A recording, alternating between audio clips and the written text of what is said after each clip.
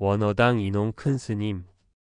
태산 같은 엄격함과 바다보다 깊은 대자비와 끊임없는 정진으로 한국 비구니계에 오늘이 있게 하신 큰 스님. 성철 큰 스님과의 만남을 새로운 출가라고 하실 만큼 그 인연을 소중히 여기시고 평생 철석 같은 신심으로 도를 위해 생명을 다하신 큰 스님. 그 크신 어른께서 열반하시기 몇 해 전 고구정령한 말씀과 행장을 기록한 한 스님이 계셔 오늘 그 가르침을 다시금 되새겨보는 기쁨을 맞이하게 되었습니다. 결제 중에도 불구하고 자료를 폭사하고 인원 큰 스님의 발자취를 영상으로 옮긴 비디오까지 보내주신 성남사 스님께 깊은 감사를 드립니다. 발심 수행자가 도를 구하러 남전 스님을 찾아가다가 밭에서 일하는 한 스님을 만났다. 밭 가는 농부이려니 생각한 비구는 남전 스님 계시는 곳은 어디로 가야 합니까? 하고 길을 묻는다. 남전으로 가려면 20년, 30년 쟁기로 땅을 갈고 호미로 밭을 매야 한다고 남전 스님은 대답한다. 만일 누가 이농 스님은 어떤 분이십니까? 라고 묻는다면 이렇게 말하고 싶다. 20년, 30년 한결같이 노스님 곁을 묵묵히 지켜온 가지사는 탑할 수 있으리라. 부처님 법대로 큰 스님 법대로. 이농 노스님의 생애에서 1949년은 아주 특별한 의미가 있는 해였습니다. 원래 묘관음사에서 노스님 수행의 확고한 지표가 대신 성철 큰 스님을 처음 칭견하신 것입니다. 법사 스님이신 성철 큰 스님과의 인연은 노스님 일생의 획기적인 일이었고 말할 수 없이 크고도 새로운 출가를 의미하는 것이었습니다. 글의 겨울 묘관음사에는 큰 스님을 비롯한 향곡 큰 스님 이하 사부 대중이 결제를 하고 있었습니다. 그곳에서 성철 큰 스님을 뵙고 깊이 믿고 존경하게 된 것은 우연이 아니었습니다. 노스님께서 정진에 심혈을 기울이던 중 경계가 났다고 합니다. 성철 큰 스님은 그게 아니다. 동정이려, 몽중이려, 숙면이려 하여 오매이려가 되어야 된다는 삼분단 법문을 들려주셨답니다. 즉 우리의 공부는 실제로 오매이려를 넘어 내외 명철한 구경묘각이 견성이다. 그렇게 되려면 목숨을 던져놓고 해야 한다. 신명을 아끼지 않고 목숨을 돌보지 않고 부지런히 노력해야 한다는 큰 스님의 법문이 많고 불변의 진리임을 확철히 깨닫게 된 것입니다. 또한 큰 스님의 철저한 계행과 부처님 정법대로 살아야 한다는 구도자의 숭고한 자세 앞에서 노스님이 신심은 바른 법을 위해서 도를 위해서라면 생명을 바치겠다는 철석 같은 각오로 굳게 다져졌던 것입니다. 한겨울인 어느 날 성철 큰 스님은 누비옷을 입고 있는 노스님을 묘관음사 앞 연못으로 밀어 넣었습니다. 겨우 연못에서 빠져나왔지만 옷은 이미 푹 젖어 얼음이 쩍쩍 달라붙었습니다. 노스님은 방에 들어갈 생각도 하지 않고 젖은 옷을 입은 채 그대로 계속 정진하여 옷이 다 말랐다고 합니다. 큰 스님의 대자비와 노스님의 대신심의 깊이를 짐작할 수 있을 만한 일화입니다. 노스님께서 평소에도 나는 큰 스님 법대로 부처님 정법대로 사는 회상을 만들기 위해 성남사 도량을 수호했다고 말씀하신 걸 생각하면 큰 스님에 대한 노스님의 존경과 신심은 실로 가히 없었음을 느낄 수 있습니다. 노스님께서 성철 큰 스님 법대로 처음 회상을 이룩하신 것은 경남 창원의 성주사에서였습니다. 40여 명의 대중이 큰 스님께서 정하신 공주 규약을 따라 철저하게 생활했습니다. 삼엄한 불계와 숭고한 조운을 근수 역행하여 구경대과의 원만 속성을 기함. 여하한 사상과 제도를 막론하고 불조교칙 이외의 각자 사견은 절대 배제함. 반월 반월마다 포살대계를 송함. 좌차는 개납에 의함. 매일 2시간 이상 노무에 취함. 등 18가지였습니다.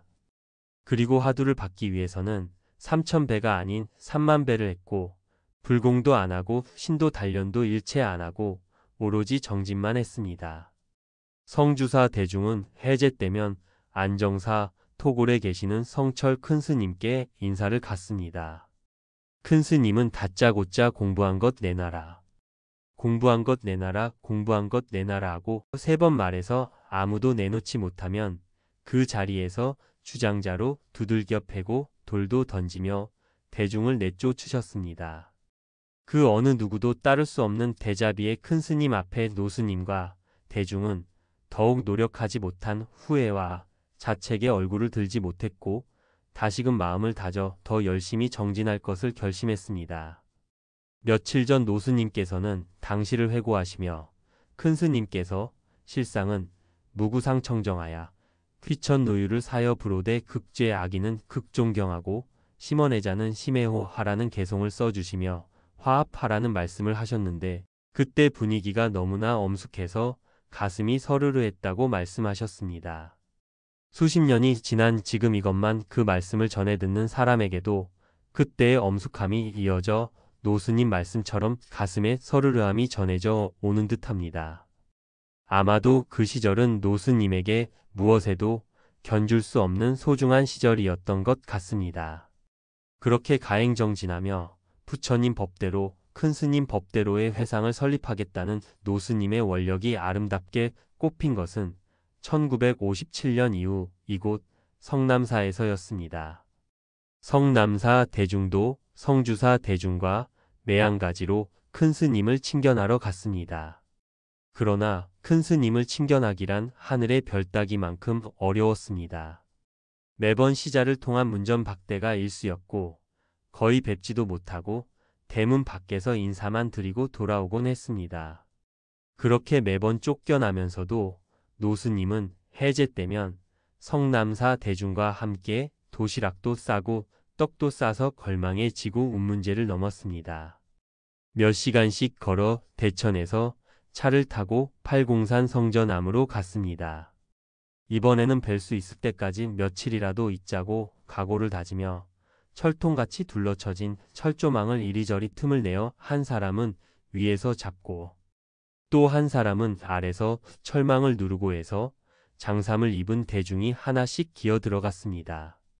발소리를 죽이고 숨소리도 죽인 채 큰 방에 앉아 있으면 큰 스님께서 나오시어 주장자 세례와 돌멩이 세례로 대중을 쫓아내셨습니다. 때로는 천재이루의 기회처럼 고생해서 큰 방에 들어가 앉아 있으면 뜻밖의 왔나 철조망 구멍으로 들어왔나 하시면서 웃으셨습니다. 그때의 대중의 마음은 감격 그대로였을 겁니다. 이어서 못하러 왔나 공부가 안 되어서 법문 들으러 왔습니다. 라고 답하면 너그한테 법문은 필요 없어. 공부는 하지도 않으면서 하시면서 또 몽둥이를 휘두르셨습니다. 대중이 혼비백 사나여 마루로 나오면 도량은 눈이 가득한데 신발이 하나도 없습니다. 큰 스님께서 시자를 시켜 신발을 모두 소쿠리에 담아 밖에다 버려라고 하신 것입니다. 겨우 신발을 찾아 신고 나서면 먼 길을 왔으니 해는 저물어 캄캄 밤중에 동네에 내려와 탁발로 줄임배를 채우고 간신히 방 얻어 자곤 했다고 합니다. 지금도 가슴 한 구석엔 서리빨 같은 꾸지람이 얼얼하게 남아있는데 금생에는 돌이킬 수 없는 그리운 옛 시절이 되었구나 하시며 노스님은 눈을 지그시 감으십니다. 노스님의 말씀을 듣고 보니 몽둥이 3개 그대로가 큰 스님의 대자비 법문이었고 또한 무수히 쫓겨나고 구박받으면서도 끊임없는 불태전의 의지로 선지식을 향한 노스님과 대중의 신심에 가슴이 저릿해 올 뿐입니다. 큰 스님의 가피, 노스님의 정진 또 정진, 노스님은 부처님과 다름없으신 큰 스님으로부터 무량한 가피를 수차례 입으셨습니다. 성남사에 오신 지 4년째 되는 1961년 7월 13일 그러니까 노스님께서 53살 되던 해였습니다. 갑자기 편찮으셔서 언양을 비롯해서 부산의 여러 병원으로 한약방으로 다녀보았으나 병명을 알 수 없었습니다. 묘경 스님의 정성스런 기도에도 아랑곳 없이 2달 동안 고생만 하시던 9월 어느 날 버피 스님과 불필 스님은 성전에 계시는 큰 스님께 한 가닥 희망을 걸고 길을 나섰습니다. 만나 뵙기가 너무너무 어려웠던 시절, 예나 지금이나 지극한 정성과 간절한 신심이 없으면 도저히 불가능한 일이었습니다. 다행히 큰 스님께서 나오셔서 나무 아래 서 계신 채로 잠시 생각하시더니 너 대장은 아직 죽으면 안 돼. 살려야 돼 하시면서 기도를 주셨습니다. 큰 스님의 말씀대로 16명의 기도 부전이 만들어졌습니다. 능엄주 2명, 대참회 2명 즉 4명이서 4팀으로 나누어 2시간씩 교대하여 24시간 계속되는 3주간의 장자 기도가 시작되었습니다. 전 대중은 일심단결하여 지극하게 기도했습니다. 밤낮 없이 도량을 울리는 참회와 발언의 간절한 목소리는 제불보살님의 마음을 움직였습니다. 노스님의 상태는 췌장이 골마 터지기 직전이었습니다. 외국인 원장이 손수 6시간이나 걸려 수술을 했는데 살아나신 것이 기적이라고 말했습니다. 수술 후 혼수 상태에서 일주일 동안 계속 잠만 자던 노스님은 깨어나서 말씀하시기를 수술대에 누웠는데 문수보현보살님, 관세음보살님, 대세지보살님 3분이서 주위를 둘러서서 배를 만져주셨다고 합니다. 그 후 전혀 고통도 안 느끼시고 고름뭉치가 빠지더니 빠르게 쾌차하여 기도회양에 참석하실 수 있었습니다. 그 후 성남사는 매년 정월 초 3일부터 9일까지 일주일 동안 능엄주 대참회 장자기도가 전통이 되었습니다. 그러고도 노스님은 담낭수술, 갑상선 수술 등 몇 차례의 대수술 때에도 대중장자기도와 아비라기도 등으로 많은 불보살님의 가피를 입으셨습니다. 그것은 곧 큰스님의 크신 가피였고 노스님에게 큰스님은 영원히 살아계신 부처님이었습니다. 1966년 여름 경북 문경 김용사에서 큰스님께서 최초로 사자후를 토하셨습니다. 큰스님의 초전법륜이셨습니다. 노스님은 성남사의 모든 일을 접어두고 대중을 인솔해서 법회에 참석하셨습니다. 하루 종일 완행버스를 타고 점촌에서 내려 60리를 걸어야만 하는 먼 거리였습니다. 20여일간 양진암과 대성암에서 머물렀습니다. 김용사 큰방에는 비구, 비구니만 100여 명 대중이 운집했습니다. 법문은 반야심경으로 시작하여 육조단경, 금강경, 신신명증도가의 차례로 이어졌습니다. 선악을 떠나 모순이 융합된 세계, 일체만법이 서로서로 융화하는 중도사상에 입각한 큰스님의 우레 같은 사자우는 모든 대중을 신심의 바다에 빠뜨렸습니다. 얼마나 환희 심나고 신심나던지라고 말씀하시는 노스님의 표정만으로도 그때의 감회를 알 수 있는 듯합니다. 1967년 겨울 큰스님의 두 번째 사자후인 백일법문이 시작되었습니다. 노스님은 역시 열일 제치고 대중과 함께 홍제암에 머무르면서 법회에 참석했습니다. 현당에는 200여 명의 대중이 모였습니다. 100일이라는 긴 시간 동안 한결같이 쏟아지는 법문은 폭포처럼 힘차게 바다처럼 깊고 넓게 이어졌습니다. 바로 부처님의 무량설법이었고 부처님의 무량광명이었습니다. 노스님께서 그 당사의 마음을 누가 알겠느냐? 고하신 걸 보면 그 법회의 가치와 무게는 말로 표현할 수 없는 화장차례였음이 분명합니다. 노스님은 가람수호도 후학양성도 스스로의 수행도 둘이 아니었지만 그 무엇보다 큰 스님 가르침을 바탕으로 한 정진 또 정진이 최우선이었습니다. 지난 가을 93년 11월 태산처럼 믿고 의지하던 큰 스님께서 열반하셨습니다. 노스님의 심정은 무어라 형언할 수 없었을 것입니다. 부처님의 열반 그만큼 아니 그 이상의 비통함이었을 겁니다. 인산이내의 대중도 하늘도 땅도 숨죽여 통곡하던 다비식장에서도 평생 존경하고 존경하던 선지식의 열반 앞에 노스님의 마음은 태양이 사라짐과 다름이 없었을 것입니다.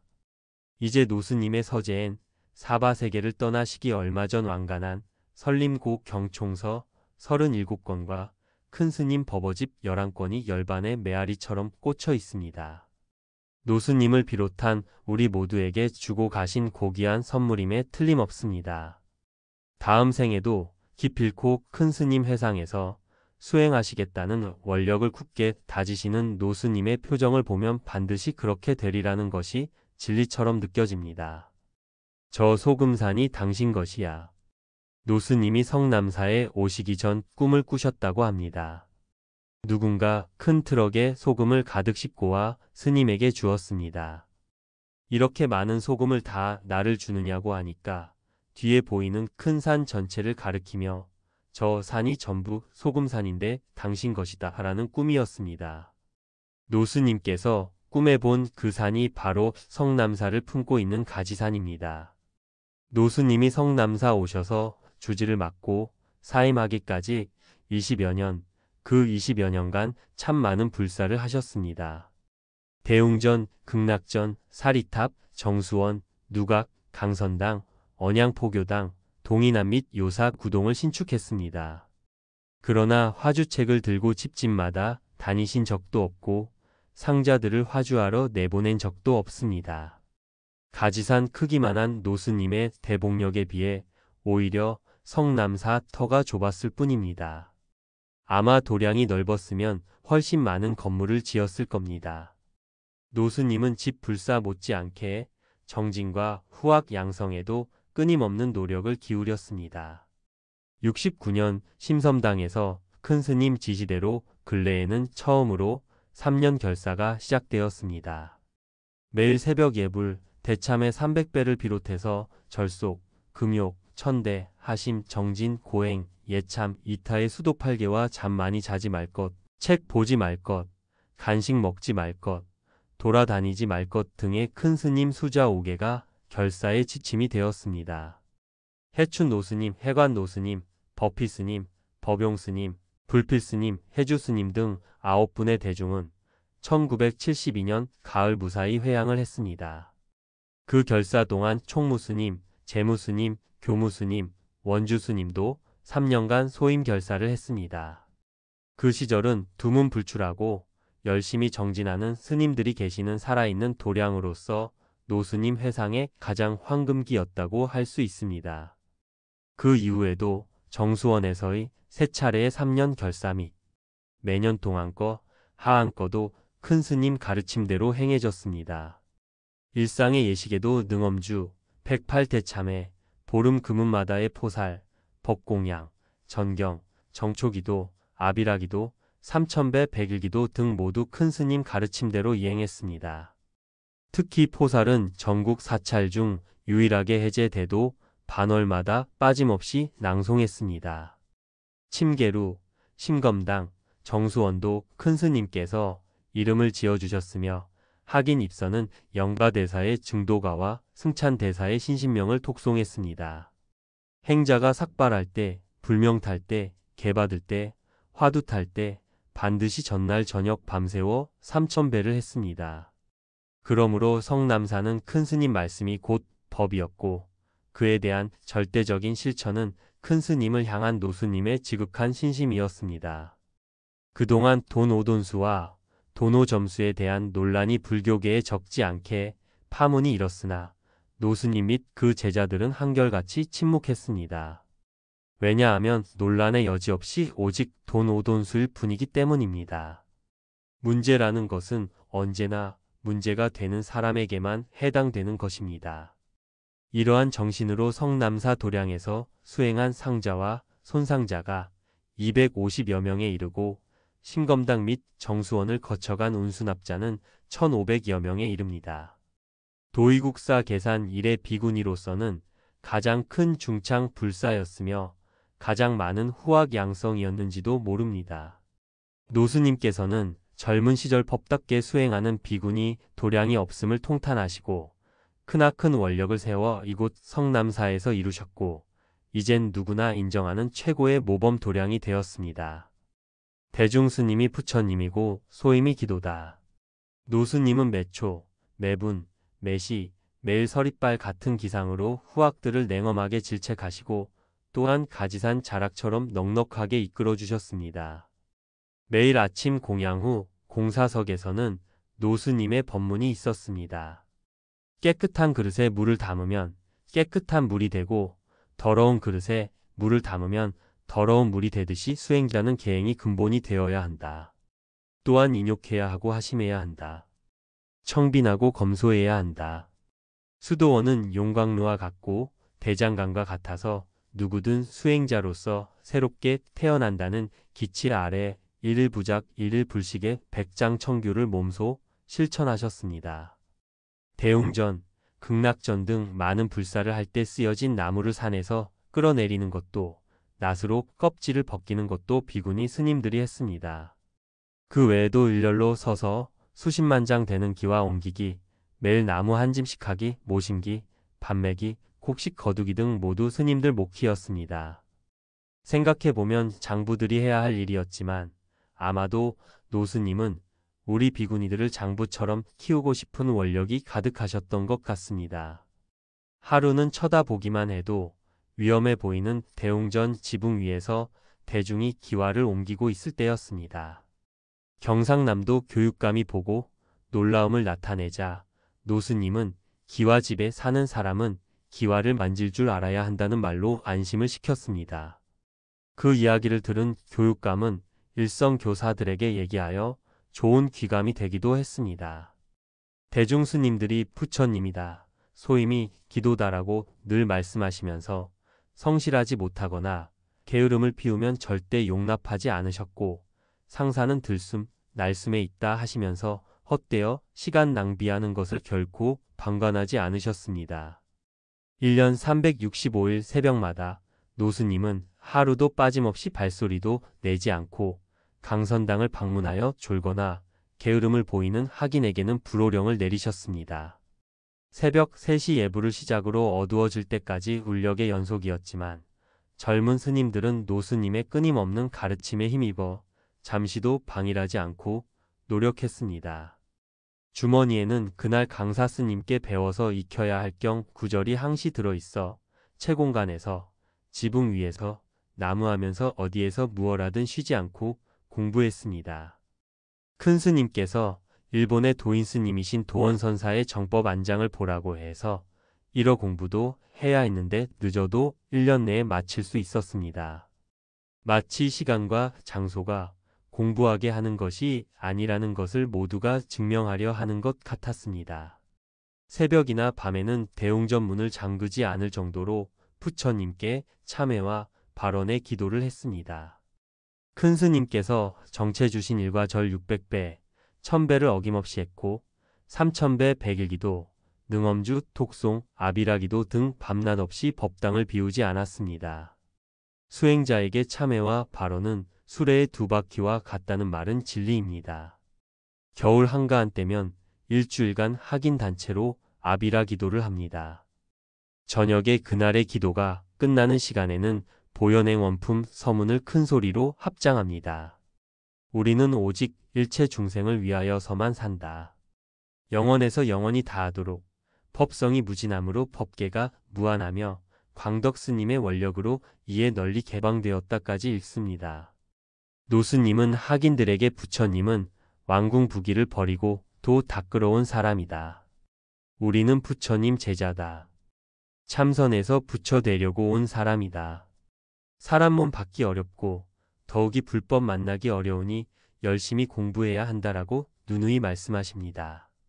또한 순치 황제 출가시를 들려주시면서 수행자의 위상과 책임을 강조하시고 중이 공부 못하면 소가 되어 빚을 갚아야 한다. 우리가 때마다 먹는 밥 한 바루가 신도의 피 한 바루나 마찬가지다라고 귀에 못이 막히도록 말씀하셔서 우리의 마음을 시시각각 긴장으로 이끌어 주십니다.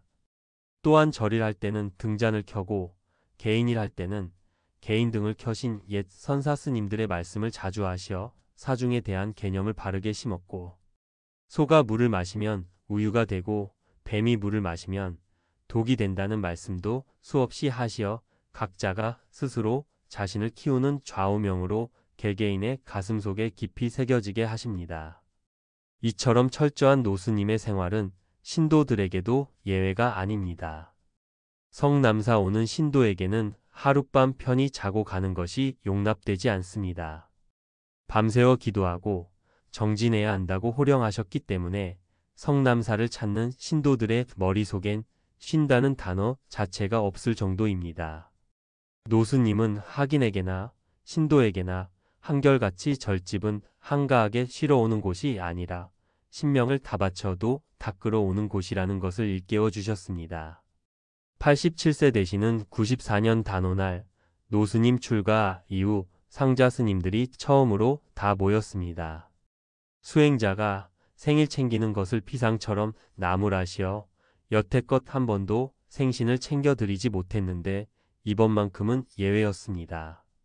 이젠 나무라실 기력이 없어지신 탓인지 아니면 모두 한 번쯤 보고 싶은 얼굴이었는지 케이크를 자르고 묵묵히 계시다가 한 말씀 하셨습니다. 수행자는 신심이 있어야 한다. 부지런해야 한다.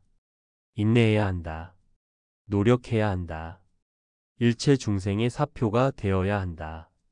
그러므로 지금도 노스님 회상은 도도히 흐르는 강물처럼 힘차고도 푸르게 살아있는 것입니다.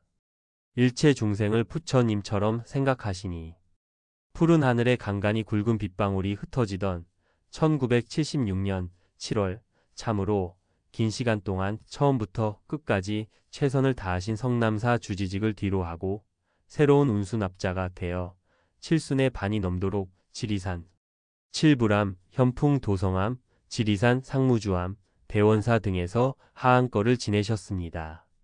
그 후 별당에 계시면서 구순을 바라보면서도 정수원 입선 시간을 지키려고 무진히 노력하셨습니다. 건강이 좋지 않으신데도 용맹정진 때면 어김없이 장군죽비로 힘있게 경책해 주신 노스님 후학들 중 누가 감히 노스님의 자비와 신심을 흉내낼 수 있으리오. 누워서 편안할 때 지옥꼭 받는 중생을 생각하라고 하신 당신의 말씀을 실천 수행하셨습니다. 노스님 일생에는 휴식이란 없었고 부단한 노력과 인내로 일관되었습니다. 노스님은 정진 열심히 하는 수행자를 제일로 여기셨고 결제하러 오는 많은 납자들에게도 아낌없이 경책하는 대자비로 대하셨고 항상 대중 가운데 인기 1위를 차지함으로써 여러 스님들로부터 존경과 덕망을 한몸에 받으셨습니다. 평생 동안 사중 볼 일 외에는 한 번도 나가신 일이 없으며 중이 공부하는 일 외에 무슨 볼 일이 있느냐고 하면서 대중의 무단 외출을 절대 허락하지 않았습니다. 언젠가 해인사 도량에 노스님이 나타나시자 젊은 비구 스님들이 성남사 인홍 노스님 오셨다. 행건 바로 매라. 옥골은 바로 해라고 했다는 일화는 노스님의 일상의 행위 비구 스님들에게도 큰 감화를 주고 있었음을 잘 보여주는 일입니다. 노스님은 검소하시기 이를 데 없습니다. 휴지를 조금씩 쓰는 건 따라갈 수 없고 당신 찬상의 대중 반찬 외에 한 가지라도 더 오르면 야단야단 하시며 그냥 내보냅니다. 노스님의 마음은 늘 대중과 함께이고 자신에게 철저하십니다. 출타하시어 다른 사찰에 가셔도 법당에 거미줄이 있으면 손수 걷어내시고 첫 차를 타러 갔다가 기사가 늦게 나오면 사람은 부지런해야 한다고 엄하게 타이르십니다. 또한 노스님 마음은 언제나 나와 남이 둘이 아니었습니다. 심검당에서 정진하실 때 얘기입니다. 입선 중 갑자기 큰 새가 유리창에 부딪혀 큰 소리를 내며 떨어졌습니다. 노스님은 정신을 잃은 새에게 청심환을 조금 먹였습니다. 살아날 듯 하던 새가 숨을 거두자 가사를 수하고 목탁을 치며 천도하시는 모습은 너무나 진지하였습니다. 또 어느 날 새에게 놀림을 받은 뱀이 어미새 대신 새끼를 잡아먹으려고 심검당 추녀 밑에 몸을 도사리고 있는 것을 발견하였습니다. 노스님은 날지 못하는 새끼새를 지키려고 점심 공양도 안 하시고 뱀을 향해 큰 소리로 발언문을 들려주었습니다. 그 엄숙한 법회는 일체 중생을 부처님처럼 생각하는 실청 수행자의 거룩한 모습이었습니다. 비구니계의 큰 대들 보셨던 인홍 큰 스님, 스님 다음 생에는 무슨 일을 하고 싶으십니까? 내 생에는 수승하게 자라 청정 비구가 되어 도를 이루어 많은 인재를 기르고 싶다. 어린 비구든 노비구든 100명이 모여도 10,000명이 모여도 잘 자란 나무처럼 키우고 싶다. 스님들이 동네에 나가면 존경심이 나서 저절로 합장할 수 있는 훌륭한 스님들로 키우고 싶다. 많은 불편하신 몸을 가누시면서 엄숙하게 말씀하시는 노스님의 크신 원력 앞에 목이 메어 고개를 들 수 없습니다. 누가 그토록 경책해주고 누가 그토록 보살펴주고 누가 그토록 알뜰히 바로잡아 주겠는가? 혼란한 시대에 어려운 세상을 가로지르며 때로는 대중과 함께 때로는 독행독보로서 태산 같은 신심과 불굴의 의지로 이루어내신 노스님의 철저한 수행은 이 시대의 반짝이는 별로서 불교계의 상록수로서 비구니계의 큰 대들보로서 그리고 문도들의 냉엄한 사표로서 영원히 남을 것입니다. 또한 한국 불교의 최고의 큰 스승아니 동서고금을 통한 최고의 큰 스승이신 성철 큰 스님, 그분의 제자답게 일생 동안 바르게 그리고 총기 있게 최선을 다해 걸어오셨습니다.